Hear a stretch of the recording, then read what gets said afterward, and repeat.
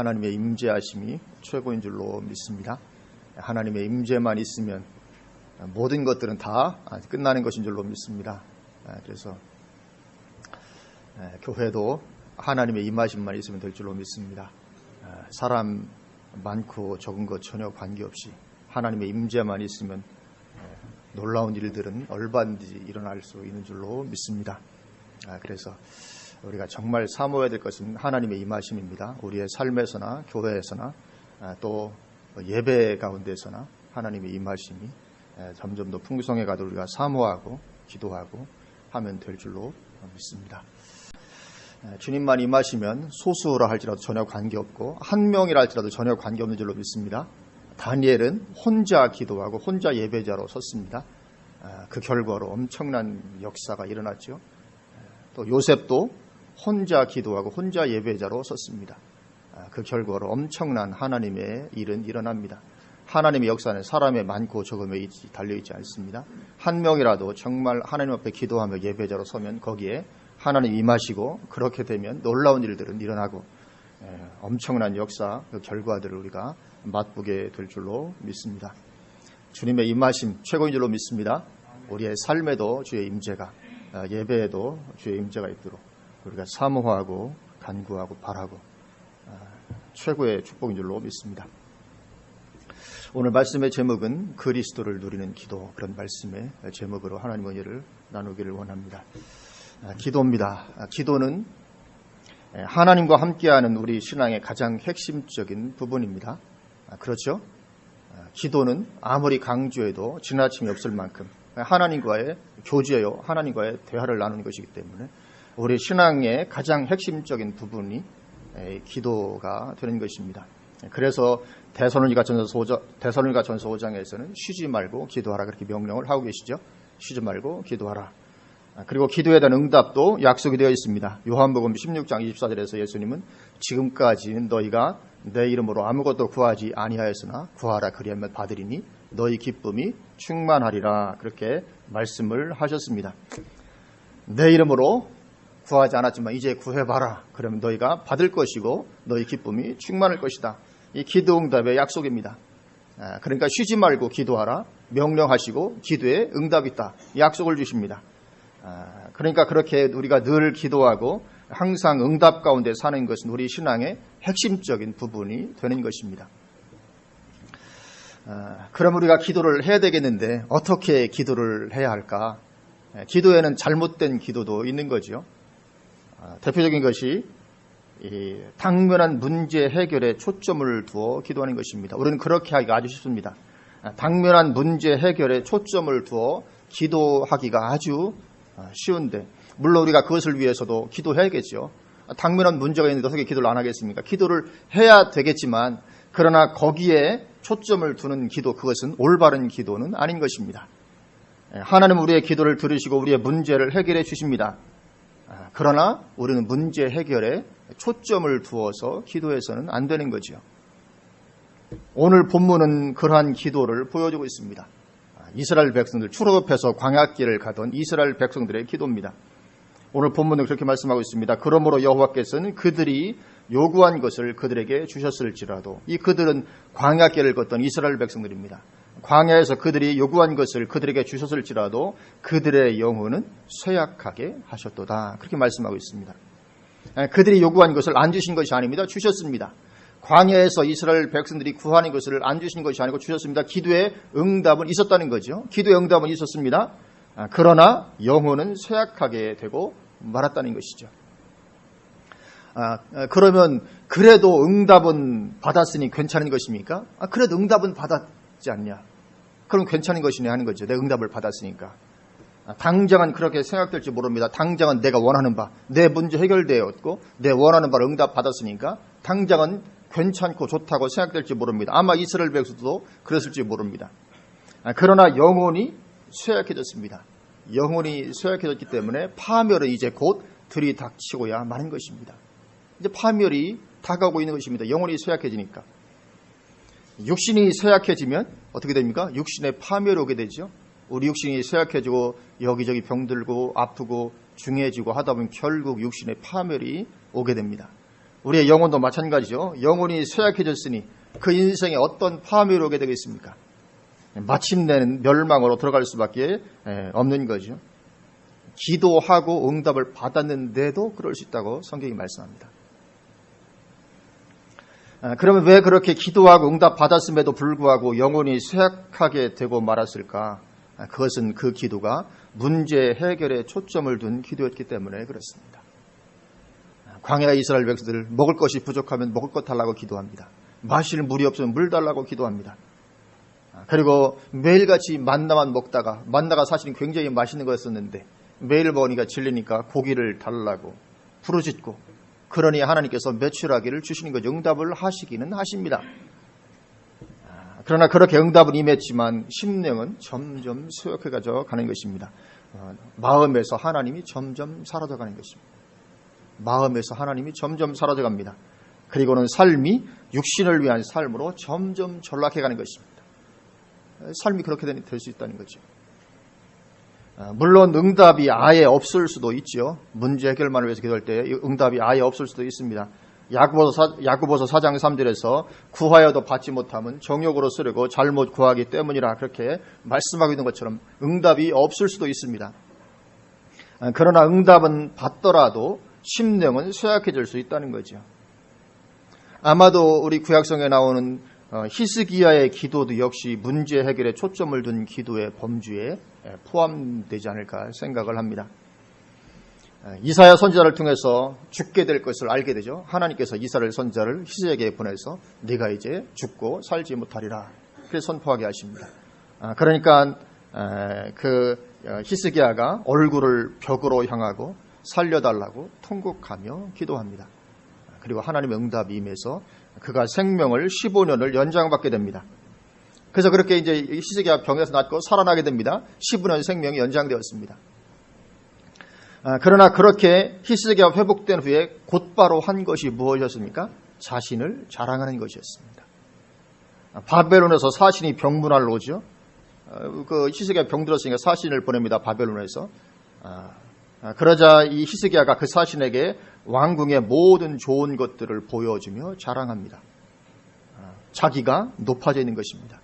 그 모든 것이 사실 다 하나님의 은혜죠.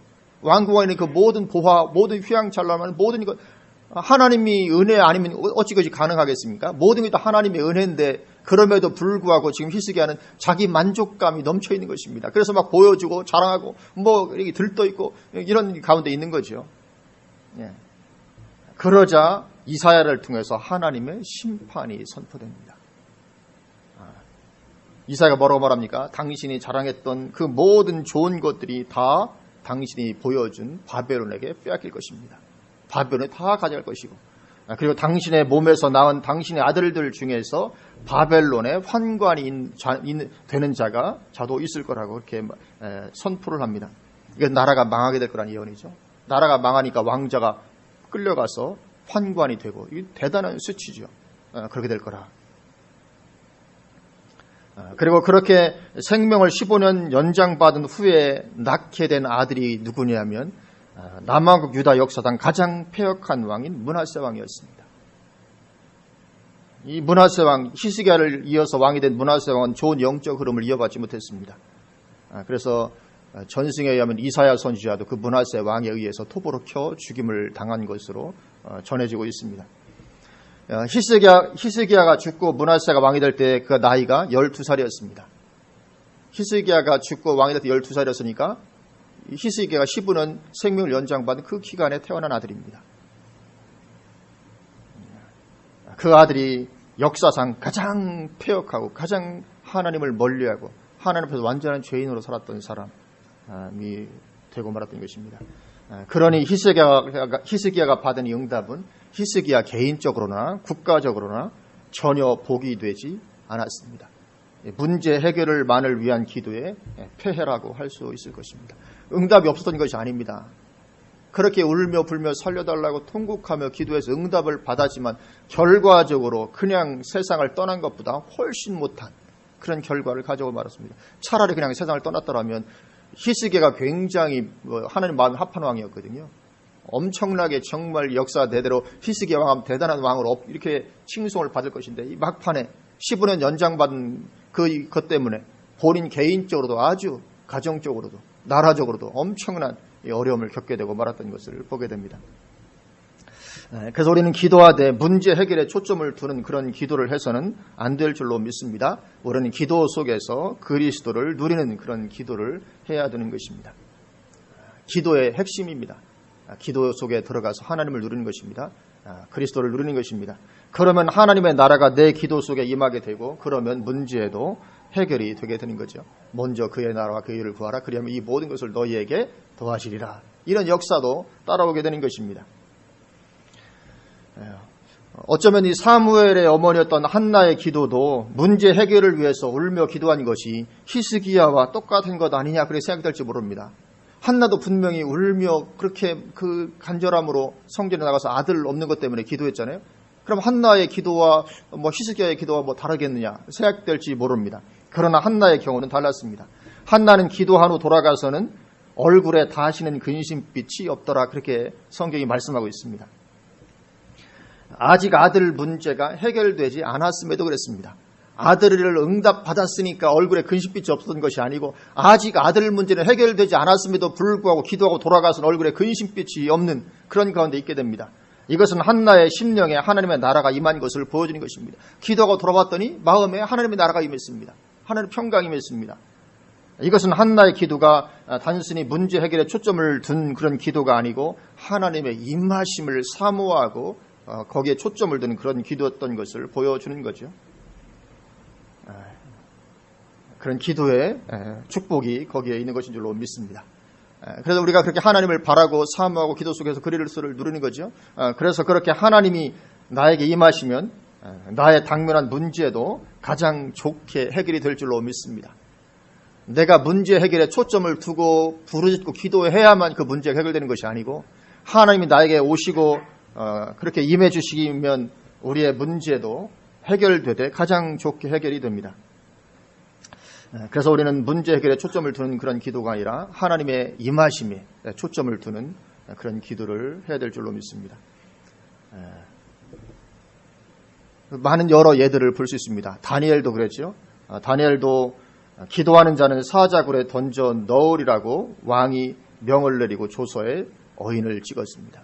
기도하는 자는 이제 사자굴에 던져라. 어명이 내려지고 도장까지 찍은 어인이 찍혔습니다. 그런데 다니엘서 6장 10절을 보면 이렇게 말씀하고 있습니다. 다니엘이 이 조서에 왕의 도장이 찍힌 것을 알고도 자기 집에 돌아가서는 윗방에 올라가 예루살렘으로 향한 창문을 열고 전에 하던 대로 하루 3번씩 무릎을 꿇고 기도하며 그의 하나님께 감사하였더라. 그렇게 말씀하고 있습니다. 전에 하던 대로 기도했다. 전에 하던 대로 무릎을 꿇고 하나님께 감사하며 기도했습니다. 문제 해결을 위한 기도가 아니었지요. 전에 하던 대로.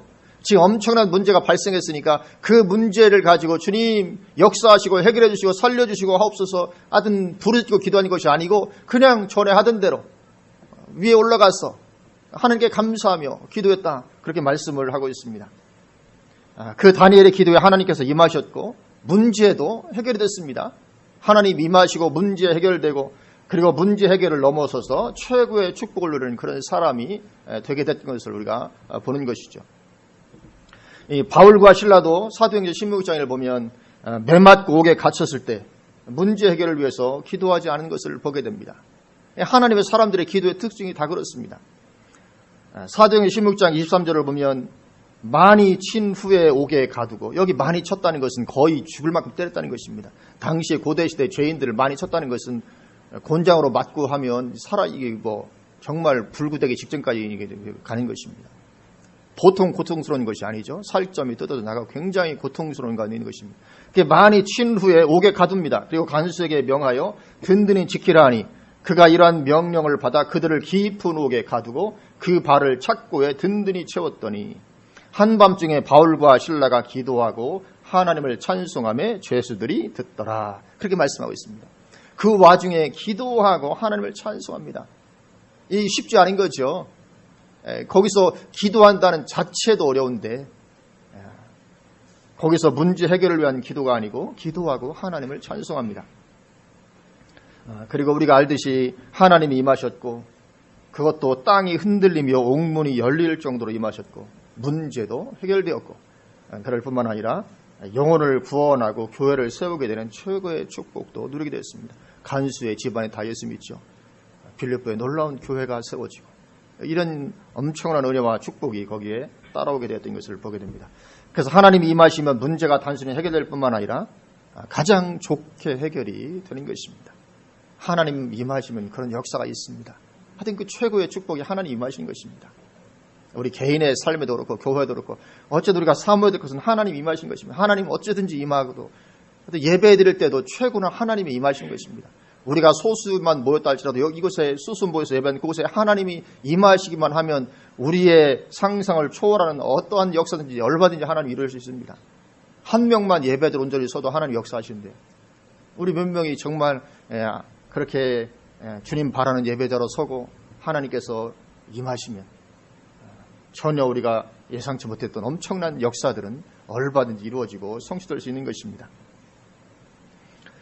또 사도행전 12장도 보면 이제 야고보 사도가 순교하죠. 그러니까 이제 헤롯이 베드로까지 붙잡아 가두게 됩니다. 이제 또 죽이려고 가두게 됩니다. 그러자 그 밤에 그 교회가 모여서 베드로를 위해서 간절히 기도합니다. 그런데 그 기도도 보면 베드로의 풀려남만을 위해서 문제 해결만을 위해서 기도한 것은 아니었던 것을 보게 됩니다. 지금 베드로 사도가 말하는 담임 목사님이 붙잡혀서 감옥에 갇혔습니다. 그럼 뭐라고 기도해야 되겠습니까? 주님 어쨌든지 풀려나게 하시고 뭐 이렇게 우리 같으면 그렇게 기도해야 되잖아요. 뭐 아무 죄도 없는데 해결되게 하시고 풀려나게 하시고 무죄 석방되게 하시고 이렇게 기도해야 될 텐데 그들은 그렇게 기도했던 것이 아닌 것 같습니다. 왜냐하면 그래 하나님께서 역사하셔서 이제 천사를 하나님 보내십니다. 천사를 통해서 메인 것이 풀어지게 하고 그리고 베드로가 이제 감옥에서 나와서 교회가 모여서 기도하고 있던 이 마가의 어머니 마리아의 집에 가서 문을 두드리죠. 그러니까 로데라 하는 여자아이가 영접하러 나왔다가 베드로의 음성을 듣고 너무 기뻐서 문을 열어줘야 되는데 문을 열어주지 않고 그냥 가서 베드로가 밖에 지금 섰다 소식을 전하는 거죠. 그러니까 안에 기도하던 사람들이 뭐라고 합니까? 너 미쳤구나. 이 반응을 보이잖아요. 너 미쳤구나. 그러니까 여자아이가 아니다 참말입니다. 그러니까 참말이냐? 그러면 아마 그의 천사겠지. 그렇게 얘기하죠. 아마 베드로는 처형당했고 왜냐하면 이미 야고보가 처형당했고 베드로가 처형당했고 아마 그의 천사가 왔나 보다. 그렇게 반응하는 것을 보게 됩니다. 이것은 그들이 기도할 때 베드로가 풀려나게 되는 문제 해결에 초점을 두고 기도하지 않았었음을 보여주는 거죠. 만약에 그들이 풀려남을 위해서 기도했더라면 베드로가 왔다고 하면 기도 응답이잖아요. 그렇죠? 기도 응답이니까 너무 기뻐서 막 즉시 달려나서 드디어 할렐루야 우리 기도를 하나님 들으셨구나 감사합니다 막 이랬을 것인데 아마 그들은 그렇게 기도하지 않았던 거죠. 어쩌면 모르겠습니다. 그 베드로 믿음을 지키고 순교하고 뭐 어떤 이런 식의 기도를 했을지도 모르죠. 참된 기도의 모습들인 것이죠. 하나님을 구하고 하나님의 뜻이 이루어지기를 구하는 기도 가운데 들어가는 것입니다. 그러면 문제 해결도 내가 기대했던 것 이상으로 기도하는 것 이상으로 놀랍게 이루어지게 되는 것입니다. 전도서 5장 2절 이렇게 말씀합니다. 너는 하나님 앞에서 함부로 입을 열지 말며 급한 마음으로 말을 내지 말라. 하나님은 하늘에 계시고 너는 땅에 있음이니라. 그런즉 마땅히 말을 적게 할 것이라. 그렇게 말씀하고 있습니다. 다시 한번 읽어보겠습니다. 너는 하나님 앞에서 함부로 입을 열지 말라. 이거 기도하러 들어갈 때 하는 말입니다. 기도하러 들어가거든 너는 하나님 앞에서 함부로 입을 열지 말며 급한 마음으로 말을 내지 말라. 하나님은 하늘에 계시고 너는 땅에 있지 않냐? 그런즉 마땅히 말을 적게 할지니라. 그렇게 말씀하고 있습니다. 이것은 우리가 기도할 때 문제 해결을 위해서 넋들이 늘어놓듯 그렇게 기도하지 말하는 것입니다.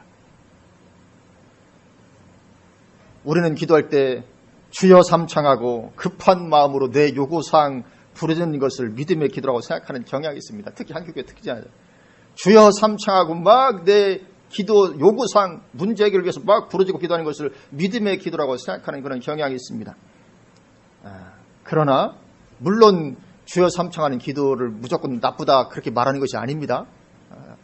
그러나 주여 삼창하고 나서 즉시로 내 요구사항만을 막 따발총 쏘듯이 막 이게 하는 것은 이건 정말 하나님께서 기뻐하시는 기도는 얼마든지 아닐 수 있는 것입니다. 그러한 기도는 기도 끝나고 나도 마음이 허전합니다. 저도 수도 없이 많이 경험을 해본 바입니다. 주여 삼창하고 큰 수를 외쳐 부르짖어 기도하는데 기도 마치고 나면 마음이 허전합니다. 많은 경우에. 왜냐하면 그것이 내 어떤 요구사항만을 위해서 부르짖은 것이었기 때문에 거기 하나님의 임재가 임하심이 없거든요. 그럼 마음이 허전합니다. 기도하고 나서도.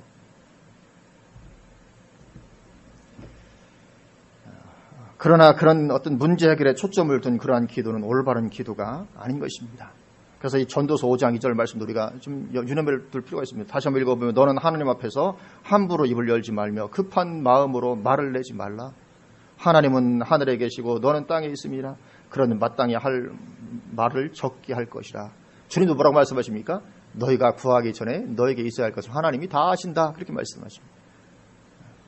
그러니까 너희는 먼저 그의 나라와 일을 구하라. 그러면 이 모든 걸 너에게 더하시라. 그러니까 하나님을 우리가 구하고 하나님 그분을 구하고 그러니까 하나님께서 임하시는 그런 환경과 상황만 되어지면 우리의 기도의 제목도 우리의 문제들은 얼마든지 넘치도록 해결이 되고 그 이상으로 해결이 된다. 그렇게 말씀을 하는 것입니다. 그래서 우리가 어떤 문제 상황까지 들어가면 우리는 문제 해결만에 초점을 두고 기도하기가 쉬운데 그건 실패하는 기도입니다.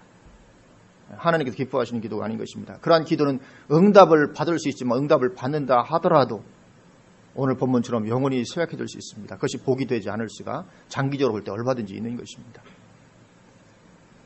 요한복음 15장 7절 이렇게 말씀합니다. 너희가 내 안에 거하고 내 말이 너희 안에 거하면 무엇이든지 원하는 대로 구하라. 그리하면 이루리라. 그렇게 말씀합니다. 무엇이든지 원하는 대로 구하라. 그리하면 이루리라.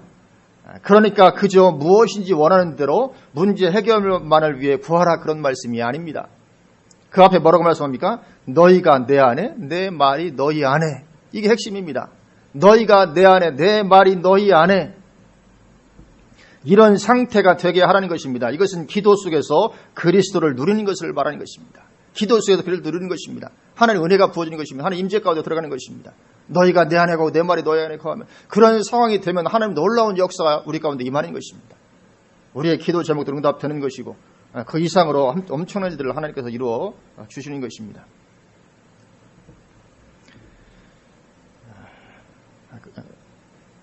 그래서 우리가 그렇게 기도 속에서 그리스도를 누리고 그래서 하나님의 나라가 임하여지고 그러면 기도 응답, 내 문제 해결은 그건 하나님의 때에 하나님의 방법으로 하나님께서 이루십니다.